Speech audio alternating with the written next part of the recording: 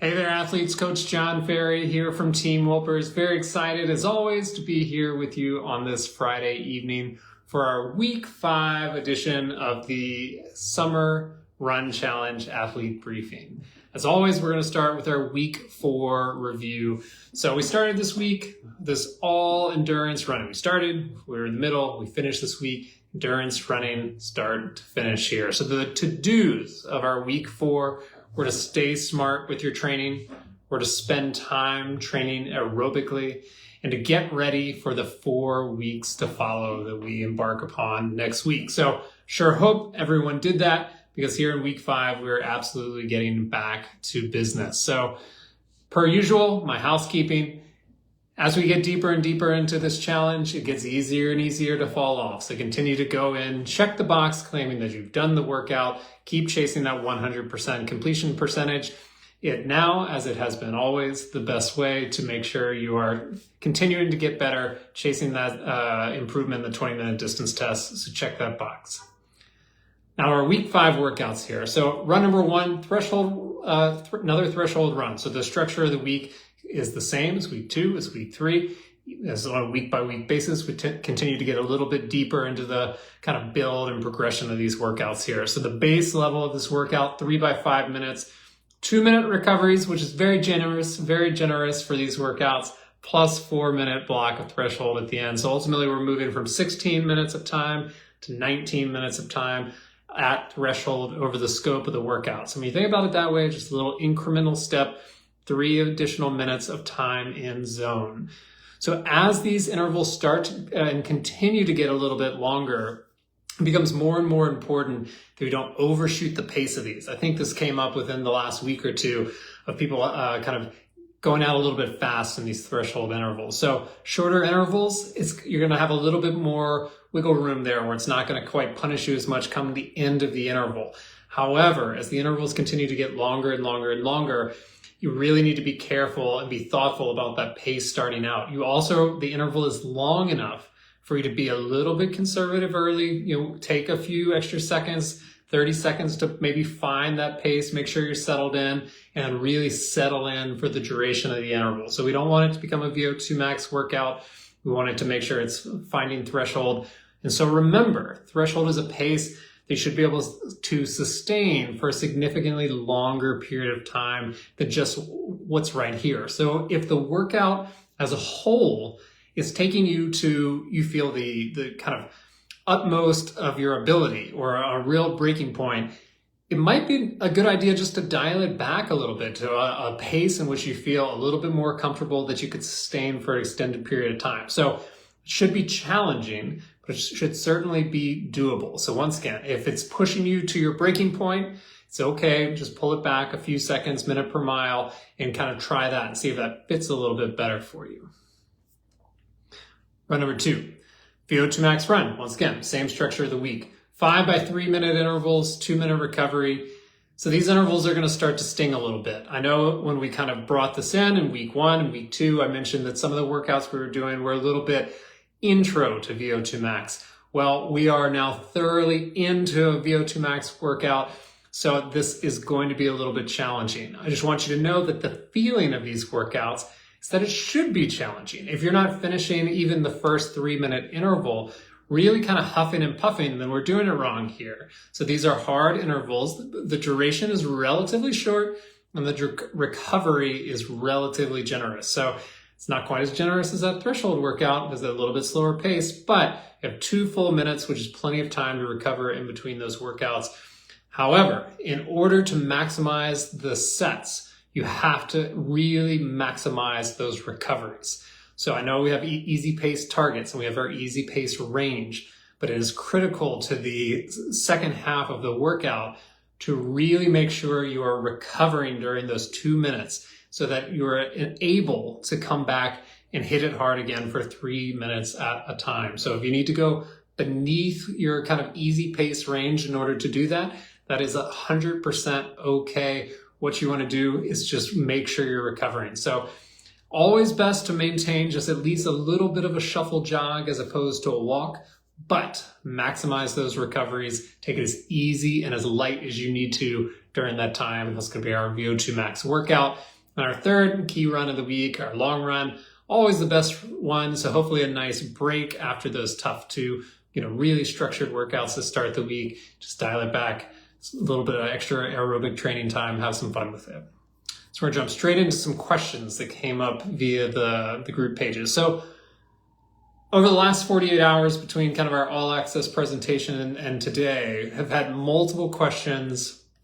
Naturally, I've lost my notes here a little bit, of how to incorporate the summer run challenge into other training plans for 10Ks, half marathons, marathons. Most of the questions came for endurance training plans kind of later into the fall. So I wanted to talk about it kind of across the board of like what we're doing versus how it compares to, endurance races that are anywhere between 12 and 18 weeks out. So for the summer run challenge here, just a cool little reminder, we're working threshold and VO2 max. I think everybody's got that probably at this point. So threshold being typically referred to as a zone 4, VO2 max a little bit of zone 5.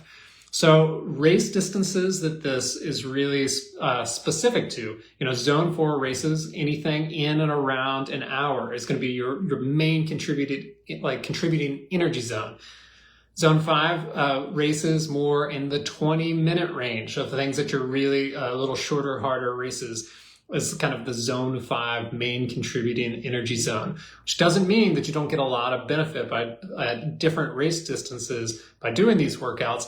But we always want to think of training as going from general to specific in terms of our energy zone targets. So what I would kind of mean by that is this challenge in particular, it does great targeting races of probably 45 minutes or even half an hour to an hour. That is really kind of where we're working in our sweet spot right now. Some of that middle distance for the summer challenge in particular. That being said, once again, incorporating these energy zones into longer races like the half marathon and the marathon, there's absolutely a time and a place for it. And what you would want to do is incorporate it early in the training cycles. So for example, on an 18-week marathon plan, this might be a great style of training to really look at for your first 6 to 8 weeks, incorporating running at faster paces, incorporating time at threshold. And then as you get deeper into your training block, you would take a pivot, moving more specifically to the energy zone targets required for that race. So for the marathon in particular, it's a race run almost entirely aerobically. Starting to drop, especially the VO2 max workout, would be a smart move. Starting to incorporate more zone 3, or kind of our tempo energy zone in aerobic training, or zone 2 in general, as opposed to 4 and 5 as time goes on and you get closer and closer to the race. So just using some kind of popular fall targets. We're 14 weeks from Chicago Marathon. We're 18 weeks from New York Marathon. There's a plethora of fall half marathons, really kind of a little bit before then, all the way to a little bit after. I think like Philly, now a kind of late season race. We're about 22 weeks out from that Philly half and full marathon weekend. So using this challenge for the next 4 weeks in all of those instances is great. That's a really good time. It can fit into the training block. But at the flip side of the summer run challenge is probably where you're going to want to start to make those pivots and use a little bit different style of workout than what we're doing right here to prepare for those long endurance races. So that being said, if you're a marathoner, in particular, somewhere 14, 18 weeks out, right around right now, you probably should be starting to progress a little bit past our long run guidance that we're doing at the moment. You're very much in the window of time in which the progression has started for a marathon. So if you haven't started, it's time to start, but feel free to just take that progression a little bit past what we're doing in terms of our long run guidance here. So our next question up, another race related question here. A lot of supposedly July 4th races coming up next week. And people were asking how to modify their schedule to fit that July 4th race in. And I actually think it's going to be a very quick and easy answer here, which is I would just place that workout where the threshold workout was. So skip the threshold workout at the top of the week, use that July 4th race in place of that threshold workout. Actually coming off of the unloading week, you should be really rested, hopefully well primed to perform on July 4th. It might be worth considering on Monday running a relatively short shakeout run with Striders, somewhere around maximum of 20 to 30 minutes, depending upon your experience there, just so you have a little bit of familiarity with of touching the speed and pace coming off of an easier week. But just replace that threshold run with your July 4th race and have fun out there. Our next question here was, so my easy pace went up substantially this past testing a few weeks ago. My prior easy pace was 4.5, now it's 5.1. Yes, I can do it, but it's not a 3 to 4 out of 10 on an RPE scale. So how do I modify my paces across the board so I still have gains and growth with the remaining challenge? So first of all, congratulations on the improvement. That's excellent. So sometimes though, as I think sounds like you're experiencing, it takes some growing into your new pace ranges. Second, especially on easy pace, remember easy pace is a range. So most of our paces are pace targets. Easy pace is a range. So make sure to hover your cursor over the easy pace on your portal. It should show you your easy pace range. So it's okay to be at the lower end of that range, just like some other days it's okay to be at the higher end of the range. It's very much a moving target based upon how you're feeling, conditions, etc. So check that out, absolutely. If it's still feeling a little bit too difficult, that's okay. Really, maybe just pull it back a few seconds. Find a target for yourself in between your previous target and your current target and use that as a bit of a stepping stone while moving into your new pace ranges. And if the jump is too significant, just keep stepping it down a little bit until something feels comfortable enough. However, I think Matt says it actually very often. It's like the results performance testing is not an accident. So if you went out and ran that distance and ran that time, that certainly means that your body is well prepared for it. And we think that the paces get pretty close in terms of giving you some adequate guidelines based on that performance. So, go out and give it a try as well. A little question about my favorite running socks, which I will keep my personal preference out of this, but I did kind of, on second thought of looking at it, was like, well, there is some stuff to know about running socks. We'll talk a little bit about running socks. So really, in my opinion, two things to consider on running socks: thickness and then probably style, of whether it's a low cut, ankle crew, etc. So we're really looking at the options of having a more cushioned sock versus probably a thinner, more wicking sock are your two options there. And this is going to take some experimentation, just like any piece of clothing or gear that you put on your body, during your exercise. So here are my opinions. In summertime or in kind of wet or sweaty conditions, I will favor the thin, more wicking sock. Just want to try to get something that's a little bit cooler. So I'll give up a bit of the cushion in order to be able to get rid of that water a little bit faster.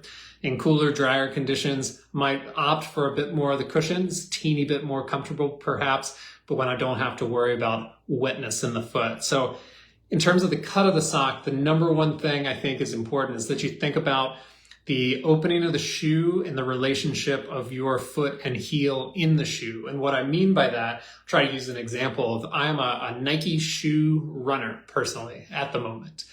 So they have a relatively high heel to the shoe and it's quite stiff. So if I want to wear a no-show, kind of a no-show sock, I might have an issue with the kind of that hard heel rubbing on the back of my ankle there. So I end up in that shoe, despite the fact that my preference is a no-show sock, to do a little bit of an ankle sock or even a crew sock to make sure to protect my heel there. So while there is a preference, it is going to vary not only person to person, but just shoe to shoe to make sure you can kind of cover the spots that would be rubbing or affected otherwise. So a few brands I like, I'll just throw out there, actually Balega, Features, Bandit, Smart Wool, and then there are plus many others. On the one thing I will say about socks, I do actually think it's one area I think is probably worth the investment to splurge a little bit on nice running socks. It can make a big difference if you think about especially the sweat wicking nature of it. So for our summer runs, really the combination of moisture and friction is what creates blisters. And blisters creates no running. So it's probably worth spending a little bit of money, get some nice wicking socks for summertime, especially for those people out there training for longer races. It's a lot of time on your feet, so make sure you're comfortable with your footwear and your sock wear. And friends, that is it here for week 5. So I hope everyone has an amazing week. Thanks so much for being here, and I can't wait to see you back here next week. Have a great one.